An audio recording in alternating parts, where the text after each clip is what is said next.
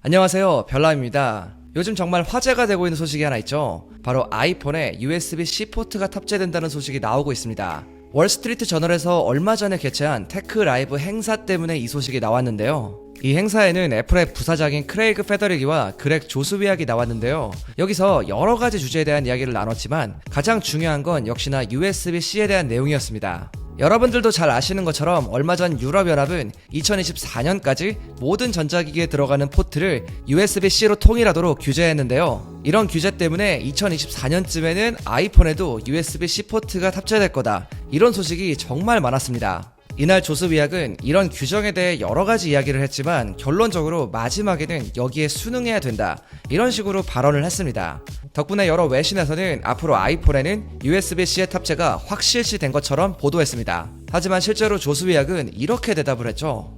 Obviously, we'll have to comply, but we think the approach would have been better. 이거를 번역해보면 우리는 여기에 따라야 된다, 준수해야 된다, 이런 말이긴 하잖아요. 그렇기 때문에 앞으로 아이폰에 USB-C 포트가 들어갈 거다, 이 해석 자체가 틀린 말은 아니라고 생각을 합니다. 그렇지만 한 번 더 생각을 해보면 만약에 애플에서 아이폰에 직접적으로 USB-C를 탑재할 거였으면은 앞으로 몇 년도부터는 탑재를 할 거다, 이런 식으로 발표를 했겠죠. 단순히 이렇게 따라야 한다, 이런 식의 발언을 했다고 해서 확정적으로 이렇게 할 거다라고 해석할 수는 없는 거겠죠. 어쨌든 이렇게 USB-C에 대해서 말도 많고 탈도 많은데, 그럼 과연 실제로 아이폰에 USB-C 포트가 적용이 된다면 어떠한 장점들이 생길까요? 제가 한번 조사해봤습니다. 가장 먼저 달라지게 될 점은 바로 데이터 전송 속도입니다. 전자기기를 좋아하시는 분들은 이미 알고 계신 내용일 수도 있는데요. 이게 USB-C라고 해서 다 같은 USB-C가 아닙니다. 이 안에는 USB 2.0, USB 3.0, 3.1, 3.2 이런 식으로 굉장히 다양한 규격들이 있어요. 간단하게 예를 들어 볼게요. 여러분들 요즘 아이폰 사면 주는 케이블 있잖아요. 이제 C2 라이트닝 케이블을 주는데 이 케이블의 경우 USB 2.0을 지원합니다.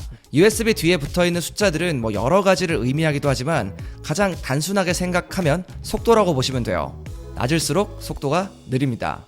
방금 말씀드린 C2 라이트닝 같은 경우 최대 속도는 480mbps를 지원합니다. 최근에 나온 아이폰 14 시리즈도 USB 2.0이 들어가 있기 때문에 결국 이 동일한 속도를 지원하는 셈이에요.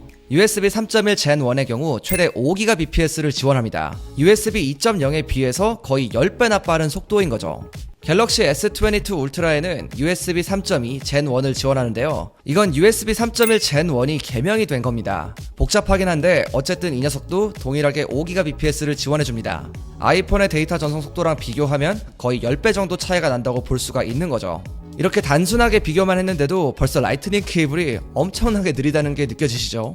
현재 애플 제품 중 아이패드 프로 모델의 경우 USB4 규격을 지원합니다. 이걸 썬더볼트 4라고도 부르는데 현재 나와 있는 규격 중에 가장 빠르고 가장 최신 포맷입니다. USB4의 경우 40gbps의 속도를 가지고 있는데요. 정말 엄청 빠르죠? 그리고 아이패드 에어 5세대의 경우에는 이것보단 조금 느리지만 USB 3.1 Gen 2를 지원합니다. 방금 말씀드린 울트라에는 Gen 1이 들어가 있었는데 이 녀석에는 Gen 2고요. 이게 좀 헷갈리실 수 있는데 Gen2가 Gen1보다 훨씬 더 빠른 속도를 가지고 있습니다. Gen2 같은 경우는 최대 10gbps의 속도를 가지고 있어요. 이런 규격들에 대해서 잠깐 살펴봤는데요. 그래서 결론적으로 아이폰에 이런 빠른 규격이 들어가게 되면 뭐가 좋게 될까요? 당연히 데이터 전송 속도가 빨라지는 겁니다. 물론 요즘 같은 경우는 이제 사진 같은 걸 옮길 때도 에어드랍으로 옮기고 사실상 충전할 때가 아니면 케이블을 꽂는 경우가 그렇게 많지는 않죠. 하지만 이런 분들도 계실 거예요. 아이폰으로 이제 프로로우 촬영하시는 분들, 아니면은 프로레스 영상 촬영하시는 분들, 딱 이 두 가지만 꼽아도 굉장히 용량이 엄청나게 큰 작업들이죠. 프로로우 같은 경우도 파일 하나에 70메가가 넘어가기 때문에 그게 몇 개 쌓이면 굉장히 커집니다. 그리고 프로레스 같은 경우도 엄청나게 용량이 크고요. 이런 분들이 이제 아이폰에서 작업하기는 좀 힘든 부분이 있잖아요. 그래서 다른 맥으로 옮겨야 되는데 이럴 때 라이트닝 케이블을 사용하면 굉장히 느리기 때문에 좀 고통스럽습니다. 그래서 타입C로 바뀌게 되면 적어도 10배 정도는 빨라지게 되는 거죠. 이런 부분이 아주 큰 장점이라고 할 수 있겠죠. 라이트닝의 느린 속도 때문에 좀 힘드셨던 분들은 타입C로 바뀌게 되면 이런 부분이 개선될 수 있습니다. 두 번째로 달라지게 되는 점은 바로 충전 속도입니다. 받아들일 수 있는 전력량이 더 많아지기 때문에 당연히 충전 속도도 더욱 올라가게 됩니다. 몇 년 전 애플에서 제공하던 라이트닝 케이블의 충전 속도는 최대 12W였습니다. 기본적으로 제공되었던 충전기를 사용하면 그마저도 고작 5W였어요. 다만 지금 사용하는 C2 라이트닝 케이블을 이용하면 최대 20W의 고속 충전이 가능해졌습니다. 물론 20W의 충전 속도도 느리다고 보기는 어렵지만 최근 나오는 안드로이드 스마트폰들을 보면 정말 어마어마한 충전 속도를 가지고 있죠. 갤럭시 S22 울트라의 경우 최대 45W의 충전 속도를 가지고 있습니다. 그리고 샤오미의 경우는 120W의 어마어마한 충전 속도를 가지고 있어요. 이건 완충하는데 15분도 안 걸린다고 하네요. 현재 아이폰에서 지원하는 20W의 충전 속도도 결코 느리다고 볼 수는 없어요. 그렇지만 포트가 바뀌게 되면 이제 훨씬 더 많은 전력을 받을 수 있기 때문에 보다 빠르게 충전도 가능해집니다. 실제로 iOS에 소프트웨어적인 제한 장치를 풀게 되면 최대로 받아들일 수 있는 전력량은 240W까지 지원한다고 합니다. 물론 애플이 이걸 다 풀어줄 리는 절대 없겠죠. 그래도 기존보다는 훨씬 더 빨라지지 않을까요? 다음은 바로 호환성입니다. USB-C는 단일 포트로 충전, 데이터 전송, 그리고 외부 디스플레이를 연결할 수 있는 차세대 단자인데요. 말 그대로 이거 하나로 세 가지가 모두 가능해집니다.